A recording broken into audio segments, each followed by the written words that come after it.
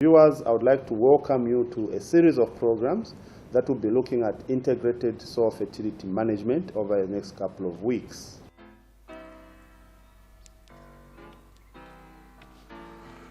Due to its vast expanse of arable land, blessed with easily accessible water and a favorable climate, Zambia has great potential for increased agricultural production.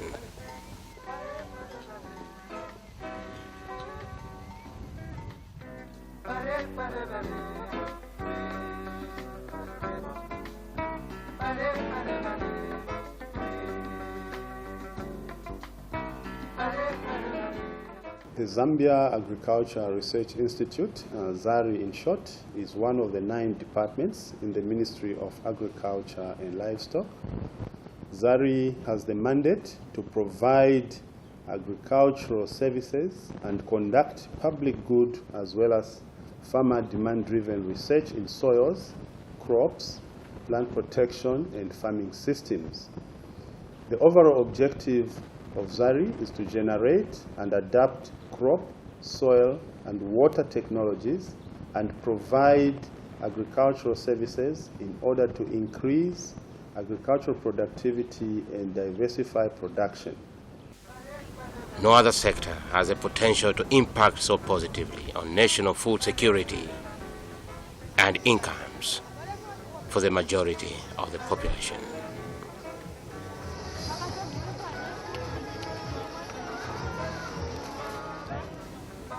Against this background, the Zambia Agricultural Research Institute moves in to make its contribution to the welfare of the Zambian people through the provision of technologies.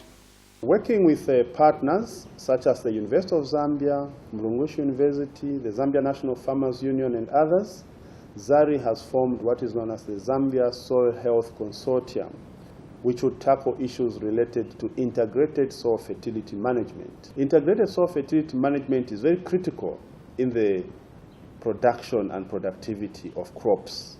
This is because we have realized that one of the major constraints in agricultural production is actually soils. So we have a lot of issues that we are going to be discussing over the next couple of weeks in relation to integrated soil fertility management.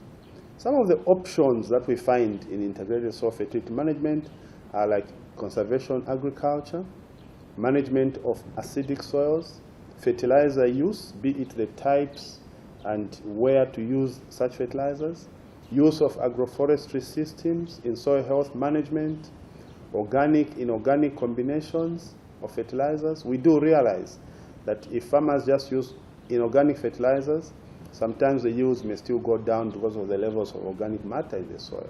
So we have to enhance the levels of organic matter, be it through use of farm manures, green manures like Sespania, Sespan, Tephrosia jelly, or indeed velvet beans.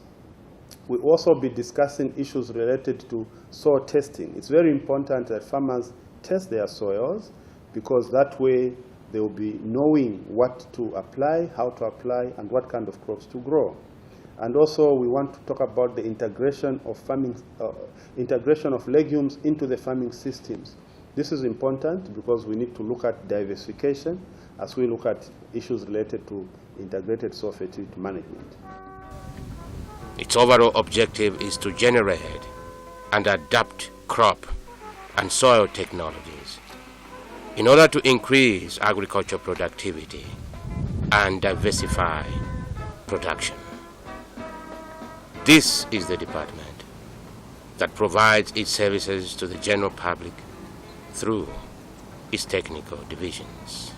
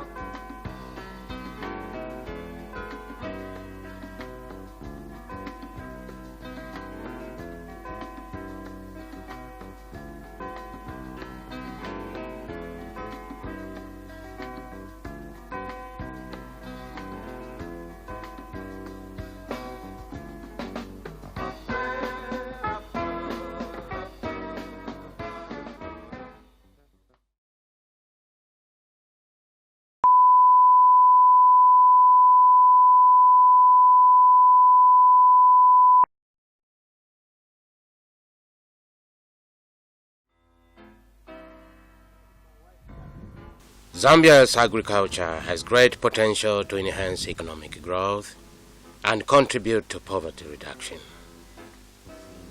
However, studies have shown that productivity has remained low.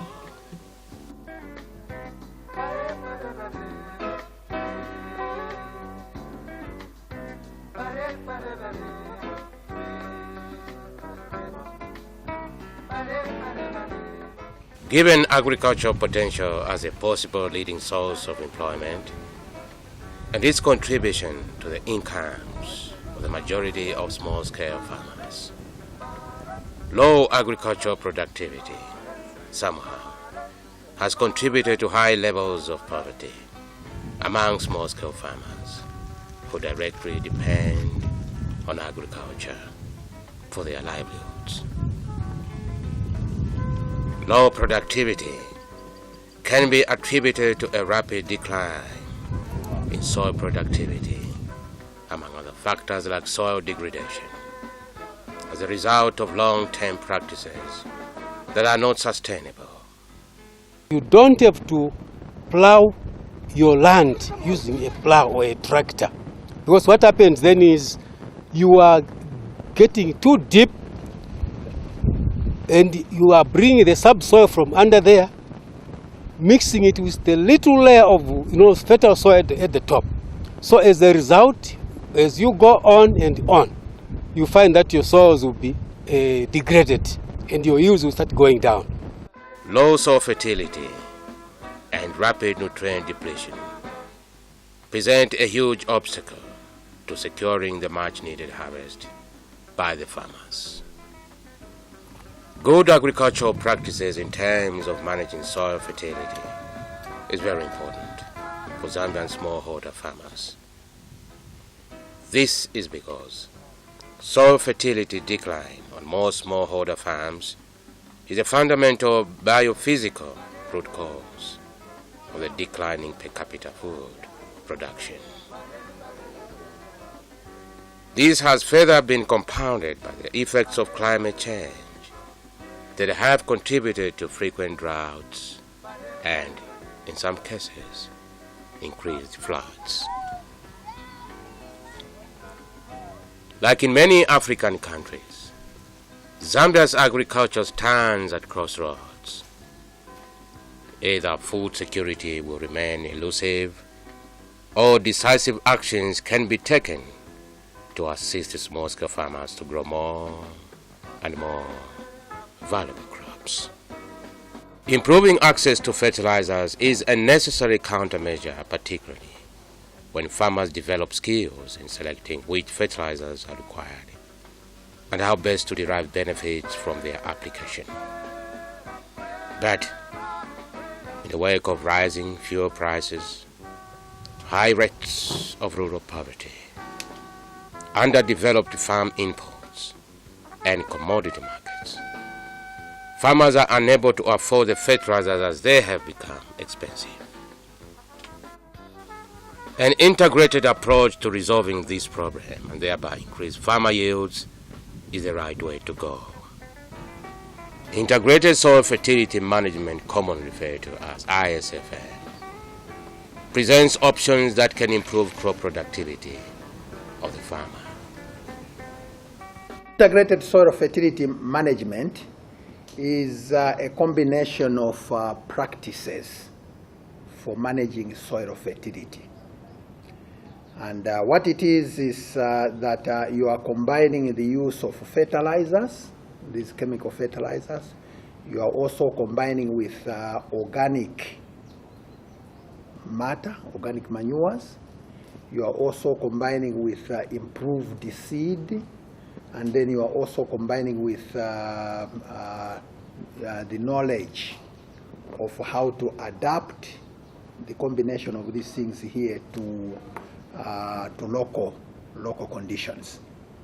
Defined as a set of soil fertility management practices that include the integrated use of mineral fertilizers, organic inputs, and improved germplasms, combined with the knowledge on how to adapt these practices to local conditions, which are aimed at optimizing efficient agronomical use of the applied nutrients and thereby improving crop productivity.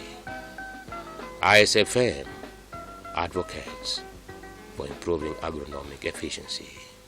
Fertilizer use efficiency has to do with when I apply my fertilizer, will I get the result that I desire? For that to happen, as I said previously, the knowledge of what does my crop require is important. Which fertilizer will do better, for it? What rate of that fertilizer should I apply based upon what is already in my soil? If I apply the right fertilizer at the correct rate, at the right time, and with other management activities done properly, then we will get efficiency of the fertilizer. In other words, my yield goal, I should be able to reach it, or to be very close to it, or even to exceed it. Improving agronomic efficiency entails more intensive farmer management in areas such as maintaining nutrient balance, correcting soil acidity, and making effective use of limited organic resources. Takuli okuba omufyafire fyashara tukala tule kumpamo fyefirya pakutira kirecha nicho tulebika mudamka takampaba chikala asungo munwanshi nokuboshaira fertilizer pakwe batile ba nutrient kuli tulini twesu pantu imishiri imoyo twakwata kuno kunchendesha ali besha pusana bambi umushiri walipo so ile alai mnaye na ifere twabika mukutulindi twesu pakwe batiyachitako fertilizer umushiri uli atukwete.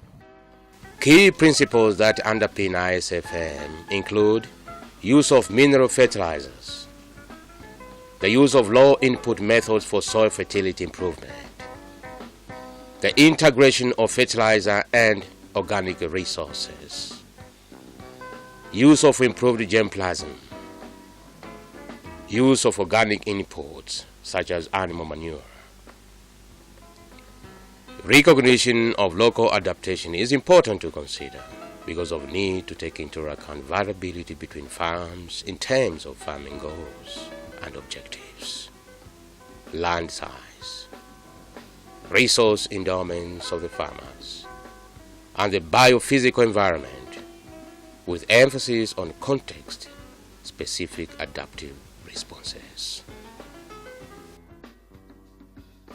ISFM combines all the agronomic components necessary to make crops grow and yield well, including the use of high-yielding and healthy planting material, plant nutrients, whether supplied as organic materials or mineral fertilizers, and other soil amendments. Integrated soil fertility management, that's what it means. You have all those components there, but let's not take it one at a time. Let's combine them. So the good seed, the inorganic fertilizer, those who can afford it, and then also soil organic matter like residue maintenance like we do in conservation agriculture. Let's put all those together as a package and then promote that to the farmers. When we do that, the evidence from our research is that you have a more resilient soil that responds to all these adversaries of weather, late rains, and so forth. It can take care of that.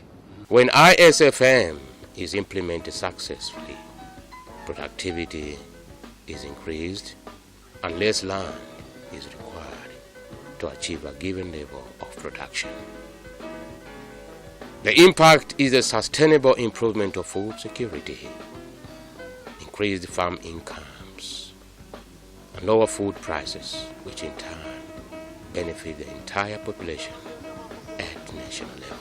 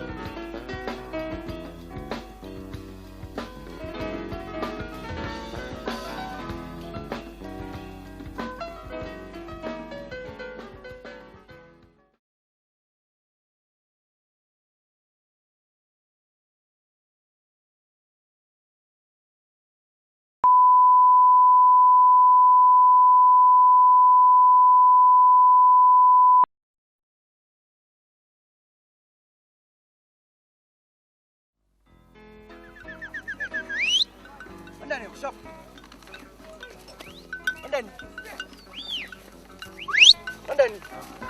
then, side shoot. Side run and shoot.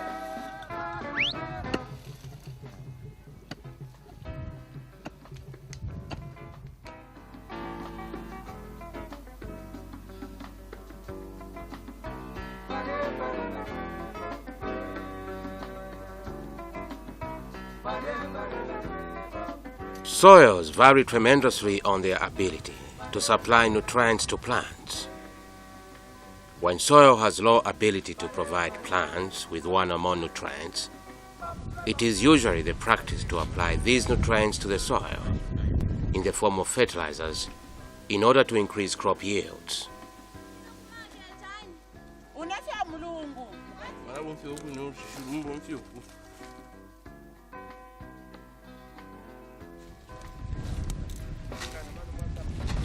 If fertilizers are to be applied in a rational manner, a soil test has to be carried out. Look at our soils here. Most of the soils are so acidified. And one way in which we were trying to encourage our farmers to make sure that the soils are improved or to increase the soil from being acidic to somehow neutral, we are encouraging our farmers to use lime. Because as we know, lime, it just unlocks the nutrients that are there in the soils. Our main task really is to analyze soil samples so that we can advise our farmers as to what kind of fertilizer they should use, how much they should apply in their fields, and of course whether liming is necessary. So when a farmer brings in a sample here, it's in the hope that at the end of the day, when we compile a report, it will enable that farmer to apply what we advise him to do so that he has better yields or she has better yields. Now, other than that, we do also analyze fertilizers which are coming in the country. As you might be aware, there are some funny fertilizers on the market, several of them. So people are not too sure as to what they should use. So the best or the solution to that actually is to bring that sample to Mount Makolo. We're going to analyze the fertilizer and then we're going to ascertain its potency to make sure that actually it is potent actually to work better in the field. We do also analyze liming materials. For those areas where maybe the soils are very acidic, we do recommend that they apply lime. And in so doing, we have to make sure again that the lime that they apply is of high quality, so that at the end of the day, the soils are well amended in terms of acidity. They are neutralized, and then you will have your crop growing better. And our farmers initially, they never used to understand this concept. But with the intensive trainings that we are doing and the demos that I did here last year, most of the farmers, I can tell you in Monze, they have, during this, when they were getting they are redeeming their vouchers, most of them, they have got their lime, which they are going to put, which they have put in their plots. A soil test also measures soil pH, humic matter, and exchangeable acidity. From this analysis, one is able to tell whether the soil is acid or alkaline. This analysis will indicate whether lime is needed, and if so, how much will have to be applied to bring the soil pH to a level the plant can tolerate, and also make available other essential plant nutrients. The studies that have been done by Zari, it actually shows that soil acidity here in Zambia is quite prominent. Okay, most of the soils are highly acidic. That is less than 5.5, meaning they are acidic, and that definitely has an effect on crop productivity or crop production. Okay, that the effect is actually on two ways. The first one, we're talking about when the soils are acidic, they actually bring, aluminum toxicity and when that happens, it means the root development of the crop, cannot actually, grow properly. And once that happens, productivity of the crop goes down.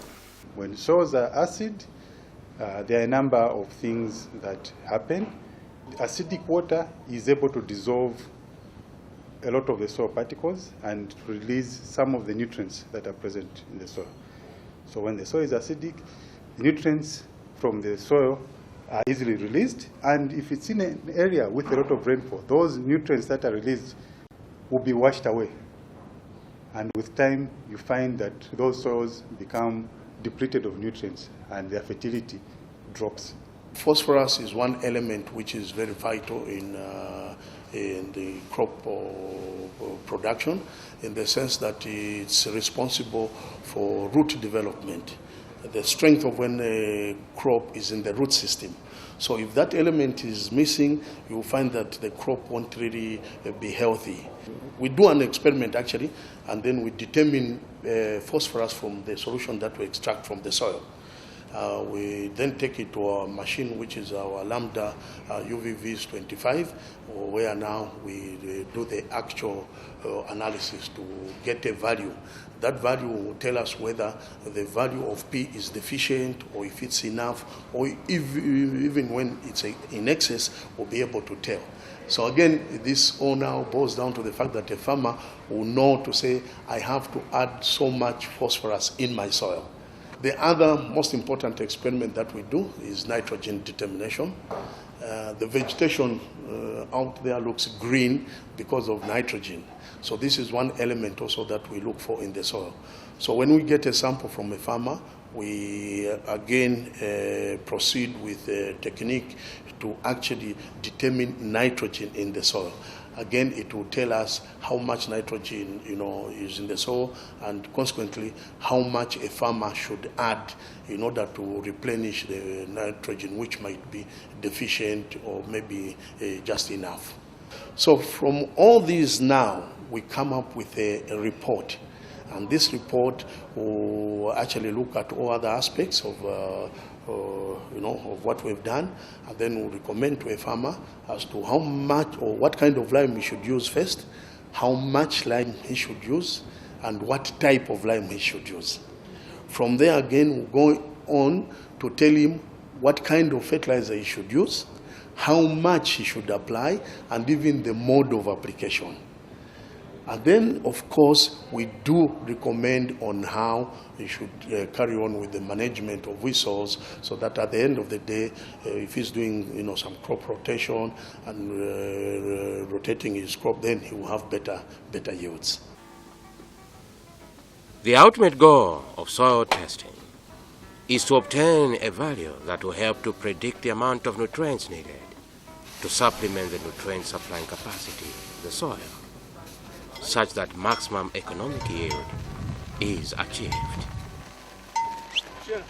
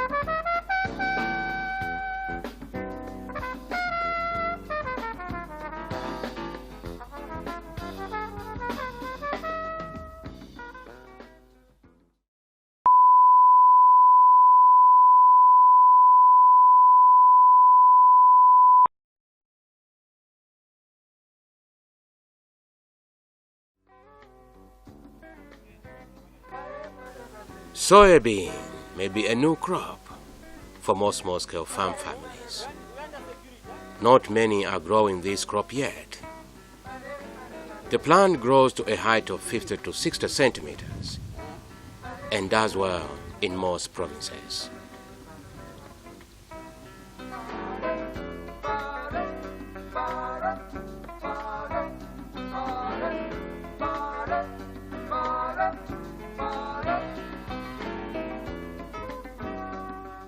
Critical incubation studies have shown that the mineralization of the nitrogen in the soil following crops like tobacco or potato crops can yield from 60 kilograms per hectare to 140 kg per hectare nitrogen from the residual fertilizer alone.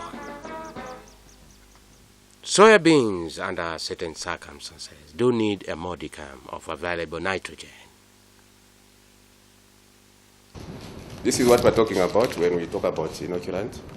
It's basically just a biofertilizer which contains bacteria, which puts nitrogen to the soya crop. The inoculant is applied at planting. You mix it with the seed, which maybe I'll be able to demonstrate. You mix it with seed, then you plant. At time of planting, you plant it together with the seed, so that as the seed is germinating, the bacteria starts working on the roots to provide nitrogen for the crop. The crop will show the general signs of lack of nitrogen, yellowing, stunted growth, and the associated symptoms. All you need is a bucket like this, and an ordinary bottle of a Fanta or Coca-Cola, and the soybean seed, and the inoculant. So you open the pack, and then you make sugar solution or zigolo. All you need is maybe about 2 or 3 tablespoons of sugar. Then you put your seed in a bucket.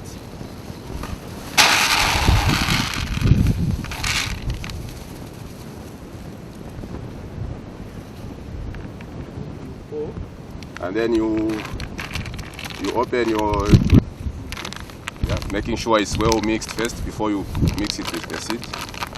You need it as you do, I think, with flour. So when you are sure that it's well mixed, that's when you pour it.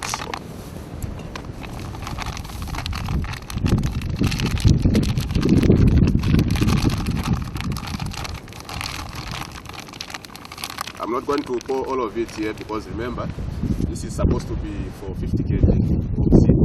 So I'm just going to pour a bit here. It will be enough.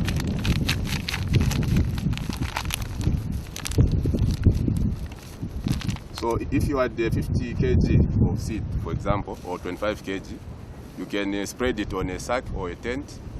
You pour the seed onto the sack or tent, then you pour the entire contents of the pack there. Then you pour your sugar solution, zigolo. Just a bit also, because this is supposed to be enough for 50 kg of seed. 1 Coca-Cola bottle or Fanta bottle filled with the zigolo is enough for 50 kg of seed. So since what we have here is just a bit, I'll just pour a bit. And then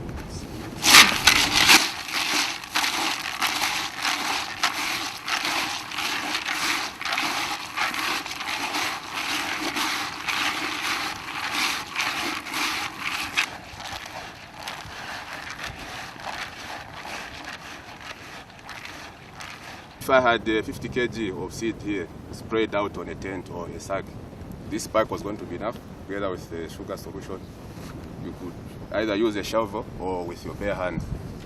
So after this, then the seed is ready for planting. But it's important to do all this in the shade, like the way we're doing it here under the tree. So after this, the seed is now ready for planting. One of the programs we've been researching was on soybean production. And then when it came to inoculum, we decided to try the inoculum that is produced from Mount Makulu. And a number of our farmers that have used it, they have appreciated. Because when we produce soya, our aim is to have a lot of nodules on our soybean crop. And that helps the crop to give us a higher yield. And because of the quality of the inoculum that we have acquired from Mount Makulu, their yields have gone up, and farmers are really happy with the product. beans pena ali mutukukajwa kayango ka soya beans ulituma not used to thola tuboroka tusiyapo zi ibusani mbugwena busi ya ndongwe awo soya beans mbugwena ali mulanga kuti soya beans ndangabuti busani mboisi ya soya beans ndiza mbunji winda busi ya ndongwe kamba uri kwasi watu walampapo kuli munda kwenda chizingunda ndahangire soya beans benzo bakaluko kwene ndakahanga mapo kwina ndakaula baso dressing ndaula tu dressing tusaka tobiro but 1 hectare yamba kwala akayuma byatala. Phosphate is very important to root development. So, if the phosphate is short, then there will not be a large enough plant root frame to hold enough nodules to supply enough nitrogen for the plant to grow. And with the plant not growing, phosphorus is one element which is very vital in the crop production, in the sense that it's responsible for root development. The strength of when a crop is in the root system. So if that element is missing, you will find that the crop won't really be healthy. Whatever affects the crop in the field before the yield will definitely affect the yield also. So at yield, you find that maybe the seeds will be small, the grains will be small, and the weight will be reduced. the leaf factory will be reduced. So there's no food to increase the roots and so on, spiraling down to a low yield eventually.